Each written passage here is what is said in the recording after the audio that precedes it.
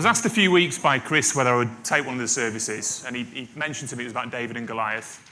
I looked at his notes as he was speaking to him, and it said, pick someone tall to do it. So he got the right person there by asking that. But this morning, I'd like to talk about three things, really. The first thing is just going to look at who is David. Okay, that's the first thing. Who is he? Who was he?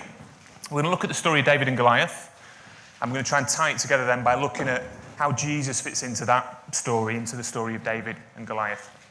So first thing I need 7 volunteers up. I've got a couple I've roped in already. There's some free chocolate. Yeah, a couple there. Brilliant. Come on, up you come. If you just get yourselves into high order over here. So what I'd like you to do, I'm going to invite you up. Just come round this side. And you've got a selection of chocolates here. There's a wrapper at the back there, so I don't know what that's doing there. I'll move that out of the way. But all I want you to do, in high order, you're going to make your selection of chocolate. What would you like? Go for it. Take it in turns. Height order. Height order. You have to go with what's left.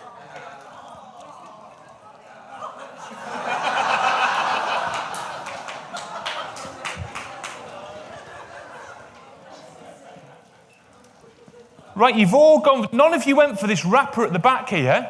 None of you picked this. Why not? You've got what you've got. There's a load of rubbish. Let's have a look at what's in it. Sugar, all kinds of other things that are horrible in these crunchies. You've all gone for a chocolate bar. None of you went for this wrapper. Why not? Why didn't you pick that? Let's have a look in here. What is in here? What is in here? I'm glad you didn't pick it, by the way, because there's a £5 note in there. But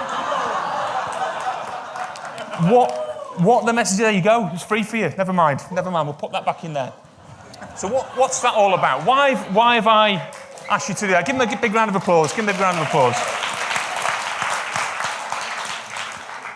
So looks can be deceptive, can't they? Looks can be deceptive. You saw those chocolate bars. They look fantastic. You thought, yeah, I'm going to go for them.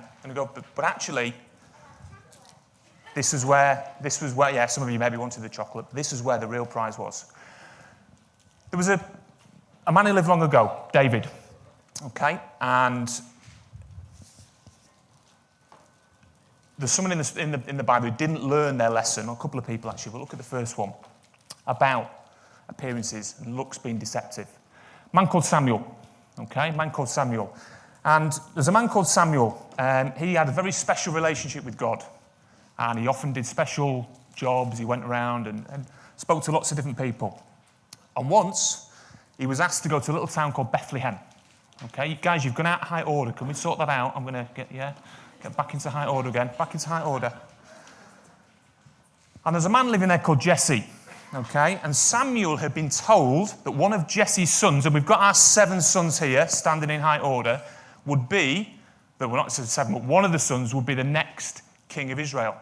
Fantastic, thought Jesse. So, he invited Jesse and his sons to come to a large banquet, big feast. And they were there. And he asked to see them one by one, to see which one of these 7 sons would become king. So, he went down, each one, Samuel. But no, not the next king. Next up, we had someone clearly very gifted in music, but again, not the king, not the man to be. Well done. We had someone who was clearly very good at working, but again, not the king. God said, this is not the person who's going to be the king. And finally, we had someone who's clearly very creative and, had all the skills that you need to be a king. But again, God said, no, this is not going to be the king. So Samuel said, well, hang on, I've been asked to come here. I've been asked to find the king of Israel, and you've brought me your 7 sons. And Jesse said, well, I have got one more son. But he's out in the fields looking after his sheep. So I need a David. Where is David? Have I got a David? Come on, there must be that. Yeah, come on, you can come out. Yeah, you can come and hold the sheep for me. There'll be a chocolate bar in it, so it's worth it. Come on. Yeah, go for it. Give me a big round of applause. Well done, you just have to hold a sheep. It's not too bad. Well done, congratulations. So this was the man that was chosen. David was chosen to be the king. And Samuel was told, do not judge people by how they look. And that's how God works. God looks at what's inside. He's not interested in the outward appearances. He's not interested in your accomplishments, what you can do. He seeks what's in here. He wants to see what's in here. Thank you, you 7. Go and enjoy your chocolate. We're going to keep you for a minute, though. You're going to stay here. Well done. You can grab a chocolate bar. Give him a big round of applause.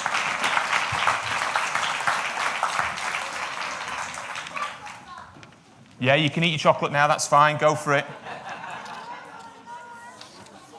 So Samuel learned not to judge people on what they look like, not to judge on appearances.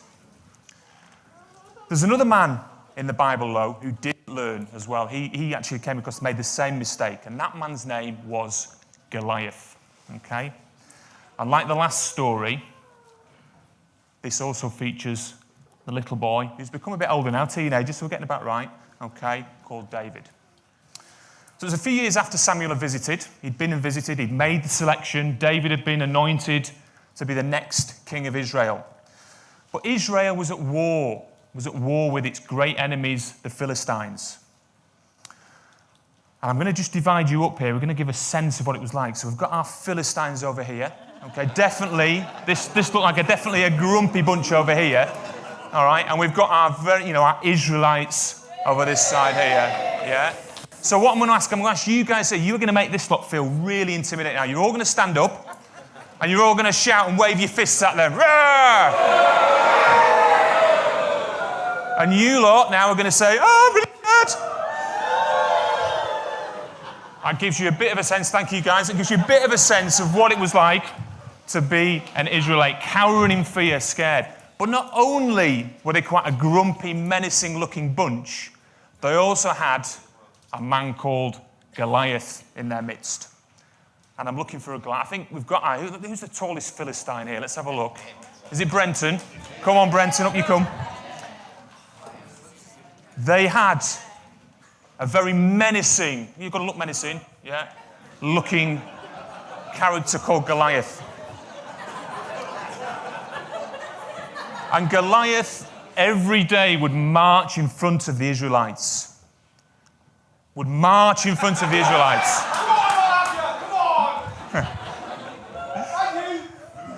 And he said, send out your best man to fight against me. If he wins, we will all become your slaves. But no one in Israel's army dared to come out and fight Goliath. Goliath was 9 feet tall. Yeah. His armor weighed more than some people did.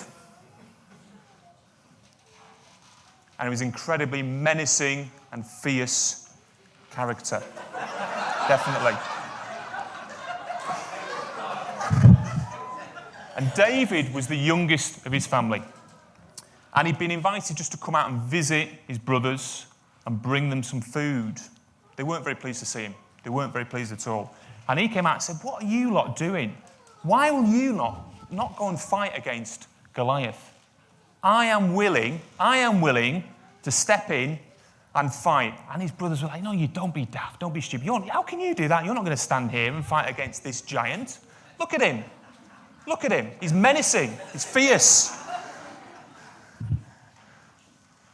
King Saul spoke to David, okay? And he said, look, if you're going to go out there against him, I really don't want you to do it. Don't want you to do it, but we're all too scared. You're going to have to put some decent armor on. Yeah? You're going to try it? Now, I've got some fantastic armor here. Yeah, this is going to do the trick. Here you go. Should we try this on? Oh, a very good fitting helmet. And should we try this jacket on here? Yeah, massive armour. Fits you perfectly, doesn't it? Yeah, fits perfectly. 100%. 100% not good enough, is it really? Well, I tell you what, we'll take that off. We'll take that off. It's not going to work, is it? Not going to be any good. Do you want this sword? Should you try the sword? Do you like swords? Do you think that's going to be worth fighting him or not? No. No? Okay. Well, what are you going to fight him with? You don't know? I mean, it's like a slingshot here. How about that? That can do the trick. Just happened to be in my box here. Yeah? Don't know what it's doing there. Is that going to do the trick, do you think? Yeah? Right. Well, David and Goliath met in the middle between the Israelites and the Philistines. Goliath spoke to David. Have you got verses 43 and 44 up there? Yeah, that'd be great. And Goliath shouted at David. I am a dog that you come to... Am I a dog that you come to... You are a dog, yeah. You come to me with sticks. Where are we? Come to me and I will give you your flesh to the birds of the air and to the beasts of the field. Tough talk. But in reply, David said, you're going to say this, you come at me with weapons, but I come at you in the name of the Lord. And then he threw a rock with his slingshot. Hit him in the middle of the head and he fell over. Big cheers, well done. And he then, well, hang on a minute. Down there, get back down there. And then David, now, not do this for real, by the way. He went and chopped off the head of Goliath with a sword.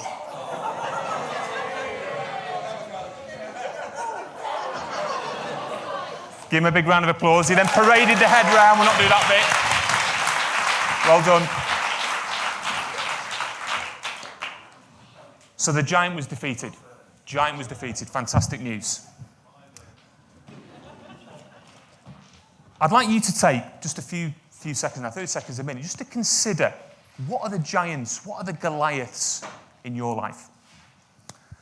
Might be fear of the future, might be rejection, might be addiction, might be worries about a new job or starting a new school, or maybe there's some bullies in your life that are causing you some grief. It might be some issues in relationships. There are all kinds of things, aren't there, that can impact on us and make us feel uncomfortable in our lives. All kinds of giants and Goliaths.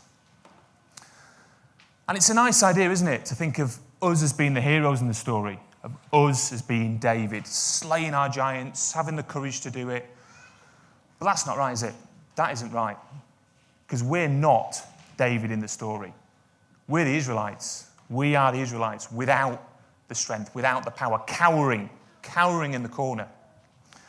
I know if I were one of the Israelites, I certainly would have been standing, maybe next week. I've got a bit of a bad knee at the minute and a bad back. Yeah, maybe next week I'll have a go, but not today, not for me, not just now.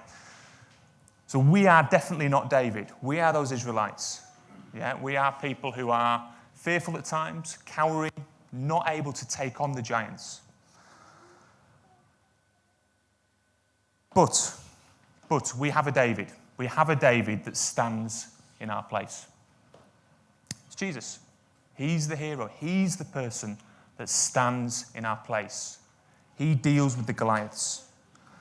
And what happens when we get Jesus to stand in our place? The giants are slain. The Israelites pursue after their enemies. Victory is there and victory is claimed. But it only comes if we have that close relationship with Jesus. That's the only way that we can have the victory. And that gives us the courage, that gives us the opportunity to be able to recognize that we can fight and we can have the victory, but only when we have the relationship with Jesus, that close relationship that makes us confident to do that. I'm going to pass over to Chris. Chris is going to tie all that together for me. That was great, wasn't it? Well done, Hugh. Okay, you sit down here for a minute. We're going to sing a little bit more worship, but before we do that, Maz has got something to bring about going deeper with God. I think that fits really well now. Having heard about Jesus is our David as such. Jesus is the one who will stand against your Goliath. And I hope you have been thinking, what is your Goliath? Because we all have them. We all have a Goliath, maybe more than one. So, Maz, come forward and just, while the musicians come up? Sorry, Dave, I took your stand. It just struck me as we were worshipping how sometimes we feel we've come to a bit of a dead end with God, really. And if there's stuff going on we feel that we know who God is and God's character, and we can't kind of marry up the issue that we have and the person who God is. And I think part of that comes from the world that we live in. If we've got a problem or an issue or we don't know something, first place we go is Google. We Google something, we want the answer, we want that instant fix to our problem. And I just feel that God's saying he's not there to be Googled. He is so beyond what we can ever even grasp. There are so many depths to his character. There are so many bits of him that we haven't even touched the surface of. This week, I started reading a book, which has sat on my bookshelves for years, as most of my books tend to do. And it felt like a bit of a battle, actually, to read it every night, almost like there was something else to distract me. And the stuff that we all battle with is stuff that we battle with periodically, the stuff that we battle with and weighs us down. And I read this book, part of this book, and I thought, wow, it was like someone had turned the light on. And God had just revealed a new part of his character to me. And I thought, wow, why didn't I read this blooming book earlier? And this morning when we were singing Magnificent, I just felt like God was saying, there is so much more to me than you have even touched the surface of. Don't see me like a Google. Don't see me that I'm just one-dimensional, and once you've got the answer, that's it. If you're going through stuff, if there's things that you're struggling with, reach for that book, Bible first and foremost, but explore God. Get in there, get stuck in. Don't expect it just to come to you. Search it out. He has so much more to him than we can ever imagine. And it's really exciting, actually, when you find a new aspect of God, because it can completely change your perspective on things. So yeah, just be encouraged that God is bigger than we can ever imagine.